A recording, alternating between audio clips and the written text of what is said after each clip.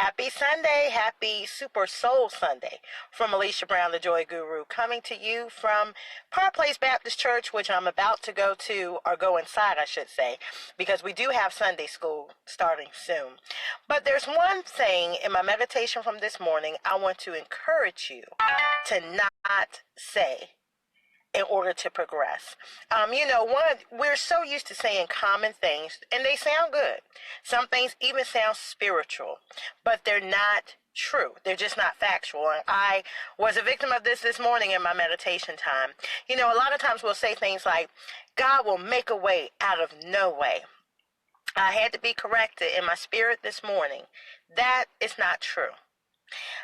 To simplify that, we could say God will make a way seemingly. God will make a way out of what seems to be no way.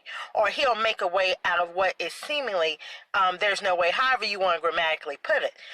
There is a difference in that phrase, though. It's not a play on words. Because how my spirit had to be corrected this morning was, there's no such thing as no way. Maybe with man, but with God, God has a plan for each individual. God doesn't wait till you have a problem and then provide a solution. If he did, that would make him like us. When the problem comes and unexpected things come, we sometimes, scramble, or we got to put our heads together and we got to strategize, to figure out how to solve this unexpected event. There is no event that's unexpected to God. God knew every day of your life what it was going to be like on this earth before you were even conceived. So the idea that he made a way out of no way, out of what seemed to be no way from our human eye or from our perspective, but there was no such thing with God. He knew every event. So what do you mean he made a way out of no way? Out of no way, according to who? It was out of no way maybe to you or to those people looking for you. So I'm not trying to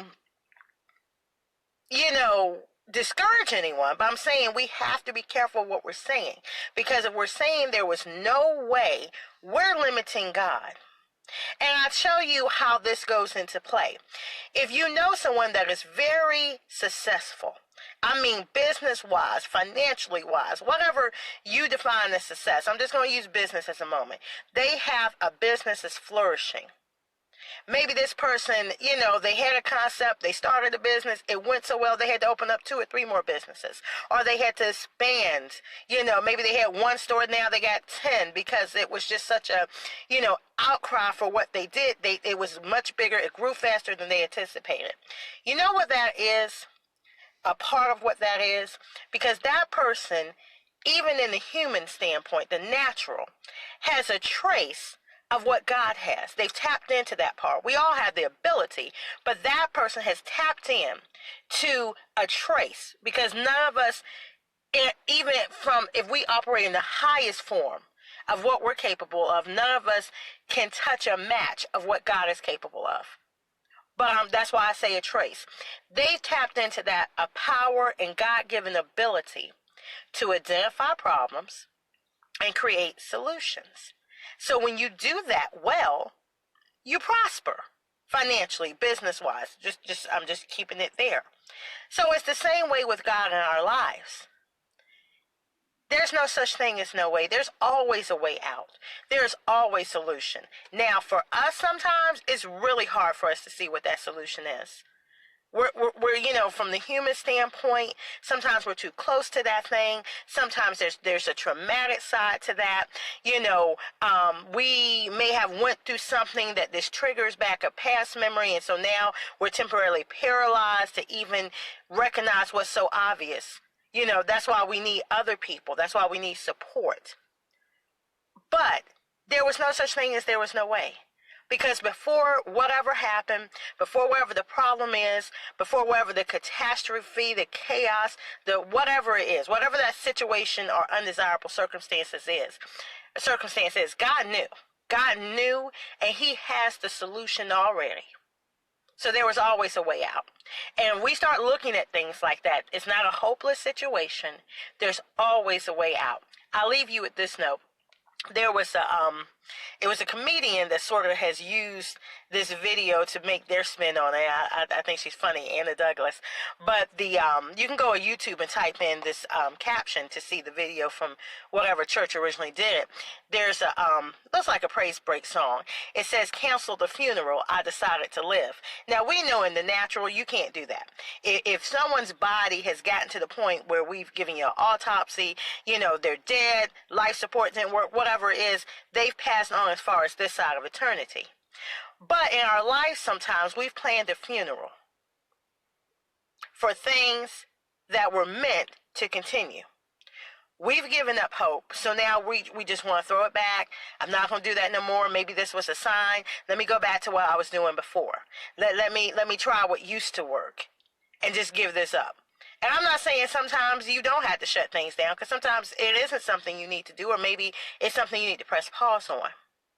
But if we really looked at situations in our lives and sought God first to see what He wants us to do, not what I want to do, because sometimes there are things I can tell you I don't want to do anymore. But God will say, keep going.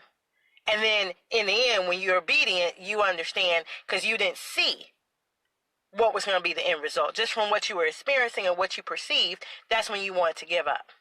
But if we really looked at things in our lives and realized that, you know what, sometimes you're trying to make a deal where you giving away $1 million to get 1,000.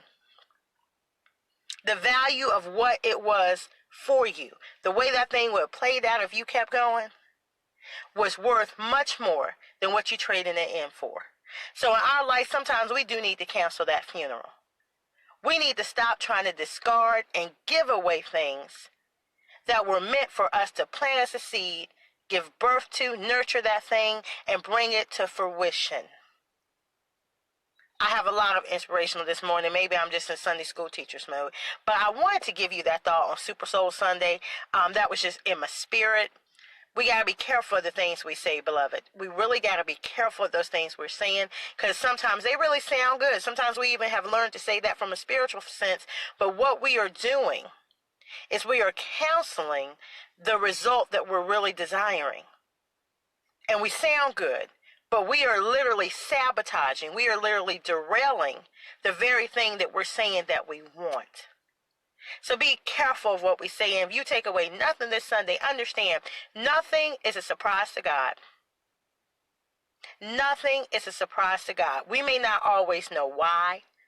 No one may be able to give you an answer of why certain things happen, but nothing catches God by surprise, and God has a way out. There is never a hopeless situation with God. It looks hopeless to us. And a lot of times that's just a sign that, you know what, we're trying to do things in our own strength that wasn't meant for our own strength. We need to tap into the power of God. Ask Him what He desires us to do in that situation.